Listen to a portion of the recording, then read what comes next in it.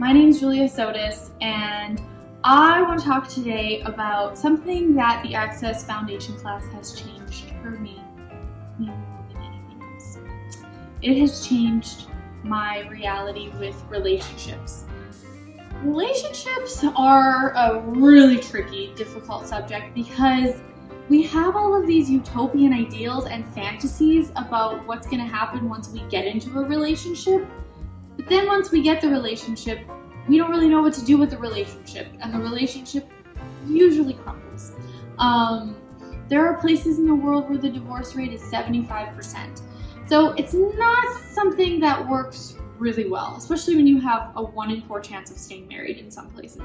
So it's like, what would you have to do, and what tools would you have to learn about relationship in order to actually have a relationship that's generative, that's kind, that's caring, that's intimate and close, and that actually works? Not an easy thing. Yeah, we all talk about it as though it's an easy thing, but it's not. Having a great relationship is incredibly rare. And a lot of the people having relationships are pretending that they have good relationships. So, in the Access Foundation, there's a huge section on relationships and how to actually have an intimate relationship and a kind relationship and a nurturing relationship. And there's a whole section on sex, which is a whole other really weird area in this world that has a lot more possible than most people are able to choose.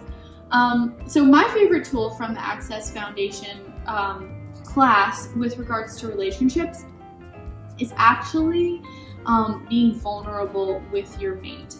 And there are a lot of clearing statements about vulnerability in the Access class, and there's even Access body processes that are about changing your ability to have a relationship. I've been married for 4 years, and I actually met my husband in an Access class, and he is just an amazing guy. But we didn't even have an easy time, even though we both had been doing Access for years when we met each other, and we used the tools dynamically. That wasn't even easy because we both were coming from different places. And one of my favorite things that Gary Douglas says about marriage is you assume that when you marry somebody that they will think like you do. And he's like, that's insane. Nobody thinks like you do. So you actually have to let the other person be who they are and let them have their own space and let them have their own reality and not try to change them at all. And I was actually scrolling through my Facebook the other day, and there was an old post that I had written that said, thinking that somebody's going to change in a relationship is like jumping into an empty pool and assuming that there's going to be water in the pool by the time you hit the bottom. And that's pretty much most people's point of view about relationships. And it's like the greatest relationships that I see are when couples have allowance for each other and totally honor who the other person is. And the person that you meet, the day you meet them, the first time that you meet them or the first date that you go on, if you're not wanting to spend your life with that person exactly as they are, don't go there. Because asking somebody to change or expecting that somebody will change is actually incredibly unkind, but it happens all the time. So, I was at my sister's and I was talking to a friend of hers, and she had just been on a first date with a guy, and her point of view was, he has so much more potential. I am going to help him reach his potential, and I'm going to make him more successful.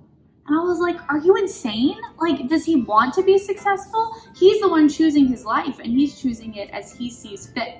So it's not a kindness to have the desire to make somebody be different or make somebody think like you. It doesn't work.